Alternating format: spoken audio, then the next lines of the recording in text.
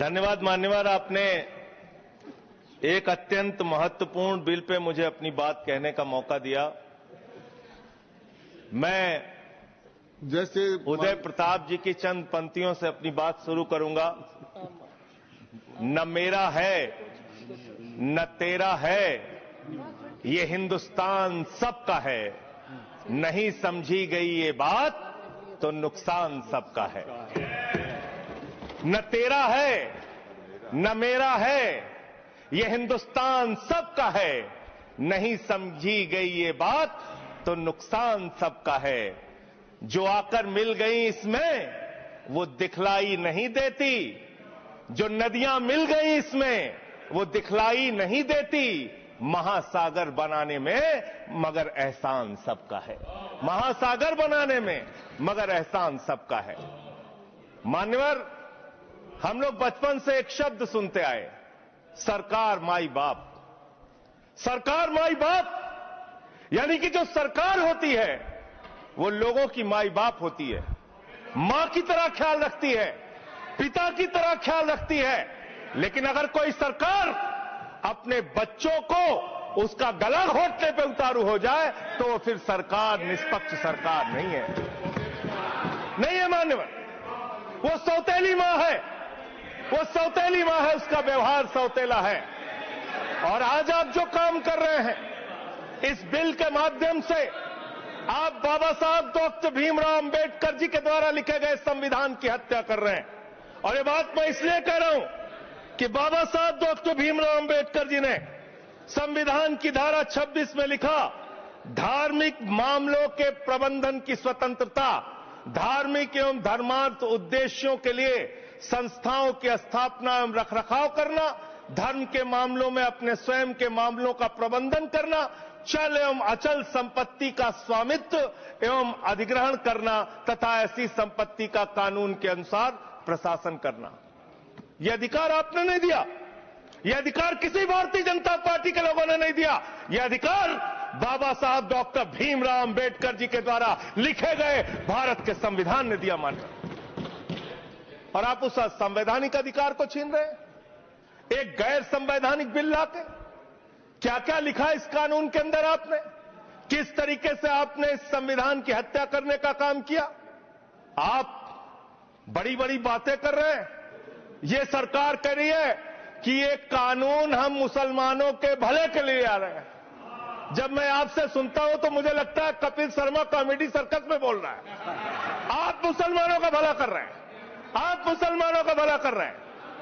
दोनों सदन में एक भी सदस्य, दोनों सदन में सिर्फ एक सदस्य गुलाम अली को छोड़ के एक भी सदस्य आपका मुसलमान नहीं है। आप मुसलमानों का भला कर रहे हैं, आप मुसलमानों का भला कर रहे हैं। पूरी सरकार में एक मंत्री आपका मुसलमान नहीं है, आप मुसलमानों का भला कर रहे हैं। दो नेता अपने घरों में आपने बैठा दिया, मुख्तार अब्बास नकवी, शाहनवाज हुसैन, दोनों की राजनीति आपने खत्म कर दी। आप मुसलमानों का भला कर रहे हैं, आप मुसलमानों का भला कर रहे हैं, आप मुसलमानों का भला कर रहे हैं। अरे सुनना सीखो पहले। मान्यवर, मैं इनके इस कानून में क्या क्या लिखा हुआ है, क्या क्या कहा है इन्होंने। बैठ जाए कृपया, गुलाम अली बैठ जाए। धार्मिक संपत्तियों को ये बिल कब्जा करने की नापाक कोशिश है। इतनी और धार्मिक संपत्तियों को सदन में इतनी कब्जा करने के लिए सदन में इतनी शांति है कि आराम से आप बोलोगे तो आराम से बोल रहा हूं सर। हाँ। आप बैठे हैं तो आपको देख के वैसे ही आराम आ जाता है। आपको देख के मैं वैसे ही आराम में रहता हूं सर। आप जब है आपका संरक्षण है तो आराम से ही बोल रहा हूं। बोलिए। मान्यवर, धार्मिक संपत्तियों को कब्जा करने की एक कोशिश है। इसलिए इस बिल पर न हिंदू को खुश होना चाहिए, न सिख को खुश होना चाहिए, न ईसाई को खुश होना चाहिए, न जैन को खुश होना चाहिए, न बौद्ध को खुश होना चाहिए, क्योंकि नंबर सबका आएगा। और आज वक्फ की संपत्तियां कब्जा करके आप अपने दोस्तों को देंगे, कल गुरुद्वारे की संपत्तियां कब्जा करके आप अपने दोस्तों को देंगे, फिर चर्चों की संपत्तियां कब्जा करके आप अपने दोस्तों को देंगे, फिर बौद्धों की संपत्तियां कब्जा करके आप अपने दोस्तों को देंगे, फिर जैनों की संपत्तियां कब्जा करके आप अपने दोस्तों को देंगे, फिर मंदिरों की जमीनें कब्जा करके आप अपने दोस्तों को देंगे।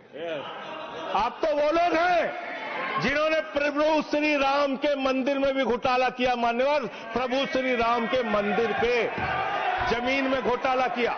मैं कागज दूंगा सर, मैं कागज दूंगा। बंद कर दिया मैंने। ये लोग राम मंदिर में घोटाला करने वाले लोग हैं, राम मंदिर की जमीन का चंदा खाने वाले लोग हैं सर। ये लोग 2 करोड़ की जमीन 5 मिनट में 18 करोड़ में बेची सर इन लोगों ने। 16.5 करोड़ का घोटाला किया, 18.5 करोड़ में जमीन बेची। ये राम मंदिर में घोटाला करने वाले लोग हैं सर। मान्यवर, अरे प्रभु श्री राम के नाम का पैसा खाते हो तुम लोग। अरे बैठ जाओ, राम मंदिर का पैसा खाते हो। अरे राम मंदिर में घोटाला करते हो, बैठो। अरे राम मंदिर का चंदा खाते हो। अरे चंदा चोरो बैठो, चंदा चोरो बैठो, चंदा चोरो बैठो, बैठो चंदा चोरो, चंदा चोरो बैठ जाओ। चंदा चोरो तुम लोग चंदा चोरो, चंदा चोरो तुम लोग, चंदा चोरो, चंदा चोरो, चंदा चोरो बैठो। 1 मिनट को प्लीज। चंदा चोरो बैठो। सभापति महोदय, Shri Gajendra Singh ji. Sir, I am not building sir, I am not building. सदस्य ने चंदा चोरी किया ना सर, राम का पैसा खाया करने वाले प्रभु श्री राम का पैसा खाया सर इन्होंने। राम मंदिर में चंदा चोरी किया इन्होंने। बैठ जाए। चंदा चोर है सर ये लोग। इन्होंने प्रभु श्री राम का चंदा खाया। कृपया बैठ जाए। चंदा चोरी किया सर। कृपया बैठ जाए। राम मंदिर के संबंध में सर राम मंदिर के संबंध में कहे गए सभी शब्दों को मैं कार्रवाई से निकाल रहा हूं, कार्रवाई से निकाल दिए। 2 करोड़ की जमीन 18.5 करोड़ में खरीदी इन लोगों ने। 2 करोड़ की जमीन अयोध्या में 18.5 करोड़ में खरीदी। मान्यवर, आपने कहा कि इससे आप पिछड़े मुसलमानों का भला करने जा रहे हैं। सुनने में बहुत अच्छा लगता है कि आप पिछड़े मुसलमानों का भला करने जा रहे हैं। आपने इसमें कहा कि आप महिलाओं का भला करने जा रहे हैं। सुनने में बहुत अच्छा लगता है कि आप महिलाओं का भला करने जा रहे हैं, लेकिन ये सरकार, और यहां पे इस समय मंत्री जी नहीं है, मैं उनसे पूछना चाहता हूं, आप देश को और सदन को गलत जानकारी क्यों दे रहे हैं? मान्यवर, 2013 के वक्फ बिल में जो भारतीय जनता पार्टी की सहमति और सहयोग से पास हुआ, उसमें भी महिलाओं के लिए आरक्षण था। मना कर दीजिए कि नहीं था, मना करिए कि हम गलत बोल रहे हैं। मान्यवर, मंत्री जी ने कहा 1 करोड़ सुझाव आया। मैं आपसे पूछना चाहता हूं, कितने करोड़ ईमेल आए, कितने करोड़ पत्र आए, कितने करोड़ सुझाव आए? पूरे देश को जानकारी दीजिए, और मैं आपको दावे के साथ कह सकता हूं, जब पूरा सच सामने आएगा तो देश को पता चलेगा कितने लोग इस बिल के विरोध में थे, कितने लोग इस बिल के समर्थन में थे। मैं जेपीसी का सदस्य था मान्यवर, मैं कह रहा हूं आपसे लाइए। और आप पिछड़े मुसलमानों का भला करना चाहते हैं? मैं आपसे हाथ जोड़कर निवेदन करता हूं, विनती करता हूं, और हमारे जो मित्र उधर भी हैं, अगर आप मेरी बात से सहमत हैं तो समर्थन करना। समाज में छुआछूत को, बीमारी को मिटाने के लिए चलिए उठाते हैं कदम, और अगले सत्र में एक बिल लेके आइए। जितने भी हिंदुओं की कमेटियां हैं, ट्रस्ट है, बोर्ड है, उन सारे ट्रस्ट और कमेटियों में 80% आरक्षण दलित, आदिवासी और पिछड़े हिंदुओं को दीजिए। मैं समर्थन करूंगा आपका, माला पहनाऊंगा आपको। आप पिछड़ों का भला करने की बात करते हैं, आप दलितों का भला करने की बात करते हैं। आपकी मातृ संस्था आरएसएस 100 साल तक आपने एक भी दलित, पिछड़ा और आदिवासी, एक भी महिला को आज तक आरएसएस का प्रमुख नहीं बनाया। आप दलितों और पिछड़ों और आदिवासियों की आरएसएस के बारे में भला करने की बात करते कर हैं। माननीय, इस बिल में क्या लिखा है? आप जो भी बातें इस विधेयक के अलावा बोलेंगे, उन सबको मैं एक्सप्लेन करूंगा। ये क्या सच नहीं है? क्या ये सच नहीं है? सर, मेरा टाइम रोका जाए। और सर, बिल के बारे में बात करते हैं माननीय मंत्री जी ने कहा आज आप इस बिल को पास कर रहे हैं, आज आपका सीना चौड़ा हो रहा है, आपको लग रहा है एक धर्म के अधिकार को आप छीन रहे हैं। नहीं, कल को आप सभी धर्मों की धार्मिक संपत्तियां छीन के आप अपने दोस्तों का देने का काम करेंगे। मैं फिर इसको दोहरा रहा हूं और फिर इसको कह रहा हूं कि आप ये करेंगे, धार्मिक संपत्तियों के कब्जा करने का काम करेंगे। और किसी गलतफहमी में मत रहिए, आपको लोकसभा के चुनाव में मात्र 36% वोट मिला है। इस देश की 64% आबादी आज भी आपके खिलाफ है, आज भी आपके खिलाफ खड़ी है। किसी गलतफहमी में मत रहिए। बड़ी बड़ी सत्ता उखड़ गई और चली गई। मान्यवर, आपने इसमें लिखा बिल के अंदर कि वक्फ कमेटी के अंदर गैर मुसलमान इसका सदस्य बन सकता है। आप क्या गुरुद्वारा कमेटी के अंदर गैर सिख को मेंबर बना सकते हैं? क्या ईसाई कमेटी के अंदर गैर ईसाई को सदस्य बना सकते हैं? क्या बौद्धों की कमेटी के अंदर गैर बौद्ध को, क्या जैनों की कमेटी के अंदर गैर जैन को आप मेंबर बना सकते हैं? और इतना ही नहीं, क्या आप हिंदुओं के ट्रस्ट में, मंदिर के ट्रस्ट में आप क्या गैर हिंदू को मेंबर बना सकते हैं? नहीं बना सकते, नहीं बना सकते। आप एक झूठ फैला रहे हैं देश भर में झूठ फैला रहे हैं। आप कह रहे हैं ये मैं पढ़ रहा हूं राम मंदिर का, सर, राम मंदिर ट्रस्ट। झूठ शब्द असंसदीय है, जो असंसदीय शब्द उनको निकाल दीजिए। सत्य से परे, सत्य से परे। सर, ये प्रभु श्री राम के मंदिर का ट्रस्ट, मैं इसका समर्थन करता हूं। नहीं, आप सर, मैं इसका समर्थन कर रहा हूं। ये सब्जेक्ट नहीं है सर, समर्थन कर रहा हूं। सुन तो लीजिए, आप कहे से नहीं सुनूंगा। डिस्ट्रिक्ट मजिस्ट्रेट प्रोसीडिंग में नहीं आएगा। सर, मेरी बात तो बिल्कुल नहीं आएगा। सर, मेरी बात सुन लीजिए। घनश्याम जी प्लीज, चेयरमैन साहब, district magistrate of Ayodhya will be ex officio trustee who will be a practicing Hindu. If the DM is not Hindu, then additional district magistrate will be an ex officio member of the trust. हम इसका समर्थन करते हैं sir. Hindu धर्म के trust में हिंदू को member होना चाहिए, आपने लिखा, हम इसका समर्थन करते हैं। लेकिन आप दूसरे धर्मों के ऊपर कह रहे हैं। कल को आप गुरुद्वारा कमेटियों में कहेंगे सिख नहीं, दूसरे धर्म के लोग इसमें आएंगे। कल को आप जैन कमेटियों में घुसड़ेंगे, बौद्धों की कमेटियों में घुसड़ेंगे। ये बात गलत है, ये पूरी तरीके से गलत है। और आज पूरे देश को आप बताइए, मान्यवर, पूरे देश को आप बताइए, 2009 में आपने अपना घोषणा पत्र जारी किया था, मैनिफेस्टो। ये मैनिफेस्टो आपका लेके आया हूं, ये तो आपका डॉक्यूमेंट है, मेरे घर नहीं बना।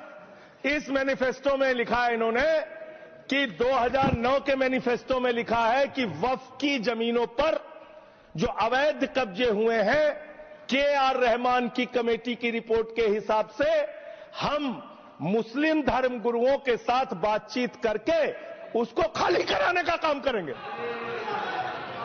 कितना दोहरा चरित्र है आपका। आपने कहा वक्फ की जमीनों को खाली कराने का काम करेंगे जिसपे कोई और कब्जा कर रखा है। मान्यवर, एक और बात, सुप्रीम कोर्ट के अंदर आप कह रहे हो कागज चाहिए, कागज चाहिए। मंत्री जी ने कहा कागज चाहिए। मंत्री जी, आपको कागज की बहुत जरूरत होती है, कागज आपको चाहिए। आपकी सरकार ने 2020 में, ये पूरे देश को देखना चाहिए, पूरे देश को सर, 2020 में मैं जेपीसी का मेंबर था, एक कागज वहां मिला में 2020 में सुप्रीम कोर्ट में।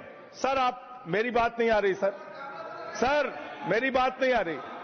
2020 में मान्यवर, इस भारत की सरकार ने, मोदी जी की सरकार ने शपथ पत्र दिया सुप्रीम कोर्ट में। से क्या लिखा हुआ है? 99% वक्फ की संपत्तियां डिजिटाइज हो चुकी हैं। मुख्तार अब्बास नकवी साहब आपके मंत्री थे, उनका बयान है 100% वक्फ की संपत्तियां डिजिटाइज हो चुकी हैं। तो जब आप सारी संपत्तियां डिजिटाइज कर चुके हैं, सब कुछ ऑनलाइन कर चुके हैं वामसी पोर्टल में, सारे कागजात जांच चुके हैं, तो क्या आप फसाद कराने के लिए फिर से कागज मांग रहे हैं? फसाद कराने के लिए, आप फसाद कराने के लिए कागज मांग रहे हैं। आप फसाद कराने वाले हिंदू हैं, हम सौहार्द फैलाने वाले हिंदू हैं। यह बुनियादी फर्क है, यह बुनियादी फर्क है आप में। आप देश भर में फसाद, नफरत, लड़ाई, झगड़ा कराने का काम करते हैं। मान्यवर, मैं अंत में आप लोगों से सिर्फ एक ही बात कहना चाहता हूं कि आज सच्चर कमेटी की रिपोर्ट की बात कही गई और कहा गया 12,000 करोड़ की आमदनी हो सकती थी। एक सुझाव मैं पूरे सदन की तरफ से इस सरकार को देना चाहता हूं। 12,000 करोड़ की आमदनी की चिंता है वक्फ की, करोड़ों मुसलमानों की चिंता है आपको। एक अपने दोस्त को पकड़ के लाइए, नीरव मोदी को 20,000 करोड़ वसूलिए, 12,000 करोड़ वक्फ को दीजिए, 8,000 करोड़ अपने पास रखिए। 8,000 करोड़ का आपको मुनाफा होगा, 12,000 करोड़ वक्फ को दे दीजिए, करोड़ों मुसलमानों का भला हो जाएगा। मान्यवर, अंतिम बात कह के आपने कहा सच्चर कमेटी की रिपोर्ट से 12,000 करोड़ की आमदनी की बात कही गई है। अर्ध सत्य मत बोलिए, पूरा सत्य बोला कीजिए। सुविधाजनक सत्य मत बोलिए, पूरा सच बोला कीजिए। मंत्री जी, इसमें लिखा हुआ है सच्चर कमेटी की रिपोर्ट में कि भारत की सरकार ने, राज्यों की सरकार ने अलग अलग राज्यों में अलग अलग जगहों पे 365 वक्फ की संपत्तियां कब्जा कर रखी हैं। आप उसके बारे में नहीं बताते, आप अर्ध सत्य बोलते हैं। मैं तो जेपीसी का मेंबर रहा हूं, मुझे सब पता है। तो इसलिए मान्यवर, आप फैला रहे हैं झूठ, ट्रिब्यूनल के फैसले, बस खत्म सर, खत्म। असत्य, सत्य से परे मान्यवर, सत्य से परे। मान्यवर, ट्रिब्यूनल के लिए आप कह रहे हैं उसको अपील नहीं की जा सकती। हाई कोर्ट का फैसला ट्रिब्यूनल के फैसले के खिलाफ आया है, सुप्रीम कोर्ट का फैसला ट्रिब्यूनल के फैसले के खिलाफ आया है। आपने कहा 5 साल का प्रैक्टिसिंग मुस्लिम होना चाहिए। कैसे प्रैक्टिसिंग मुस्लिम तय करेंगे सर? आप क्या मुसलमानों के घर में सीसीटीवी का कैमरा लगाएंगे? कौन नमाज पढ़ रहा है, कौन नमाज नहीं पढ़ रहा है, कौन मुसलमान है, कौन मुसलमान नहीं है? आपने मान्यवर ऐसे प्रावधान इसमें रखे हैं जो बड़े अजीब हैं, जो अपने आप में ये बताते हैं कि आपकी मंशा सिर्फ देश में झगड़ा कराने की है, नफरत फैलाने की है, फसाद कराने की है। आपकी मंशा कहीं भी मुसलमानों का या किसी वर्ग का भला करने की नहीं है। बस एक अंतिम बात कह के अपनी बात समाप्त करूंगा। ये काम आपने देश के अंदर बहुत अच्छा शुरू कर दिया। आप एक काम करते हैं, देखो मुसलमानों को ठीक कर रहा हूं, दूसरी तरफ महंगाई बढ़ रही है, नुकसान हिंदुओं का। 94 लाख करोड़ रुपए शेयर बाजार में डूब रहा है, नुकसान हिंदुओं का। 11 लाख बच्चे स्कूलों से बाहर निकल गए, नुकसान हिंदुओं का।